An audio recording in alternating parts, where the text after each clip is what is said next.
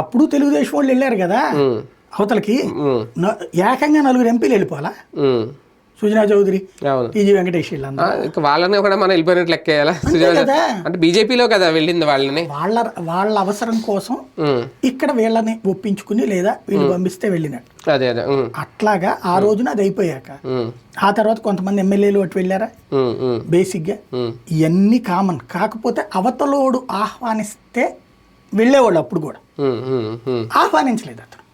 ఎవడు అవసరమో వాళ్ళ వరకే పిలుచుకొచ్చాడు. ఇప్పుడు ఫర్ ఎగ్జాంపుల్ వీళ్ళు విశాఖది నిన్న గొడవ చేశారు, దాని పేరేంటి, విశాఖ డైరీ గురించి. అతను విశాఖ డైరీ అతను పుట్టినప్పటి నుంచి తెలుగుదేశం బ్యాచ్, వైసీపీకి పోయాడు. ఇప్పుడు అతను వీళ్ళు దెబ్బ కొడుతున్నారు. తెలుగుదేశం పార్టీ నుంచి వెళ్లే వాళ్ళని కంట్రోల్ చేసే ప్రయత్నం చంద్రబాబు చేస్తాడు.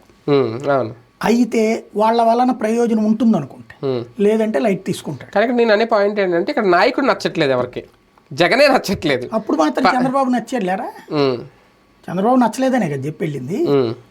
ప్రాంతీయ పార్టీలో ఒకటే ఉంటది ఇక్కడ, సిద్ధాంతాల బేసిస్ కాదు ప్రాంతీయ పార్టీలు. నాయకుడు నచ్చకే వెళ్తారు. జాతీయ పార్టీలో సిద్ధాంతాలు నచ్చకపోతారు, ప్రాంతీయ పార్టీల్లో నాయకుడు నచ్చకే వెళ్తారు. సింపుల్ అది. ఇప్పుడు పవన్ కళ్యాణ్ దగ్గర నుంచి అప్పుడు వెళ్ళిన వాళ్ళు ఎవరు? నాయకుడు నచ్చలేదనే అప్పుడు వెళ్ళిన వాళ్ళు. ఇప్పుడు వస్తున్న వాళ్ళు నాయకుడు నచ్చాడని. అక్కడ ఇంకా సిద్ధాంతాలు ఏమన్నా ప్రాంతీయ పార్టీలకి నాకు తెలియగలుగుతా. ప్రాంతీయ పార్టీలో జగన్ నచ్చాడా, బాబు నచ్చాడా, పవన్ కళ్యాణ్ నచ్చాడా? నచ్చితే వెళ్తారు, నచ్చకపోతే లేదు. లేదా పదవి వస్తుందంటే పోతారు, పదవి రాదనుకుంటే పార్టీకి పోయేది ఏముండదా? అసలే 11 స్థానాలకే పరిమితమైన ఉన్న వాళ్ళు కూడా కొంచెం వీళ్ళని చూసి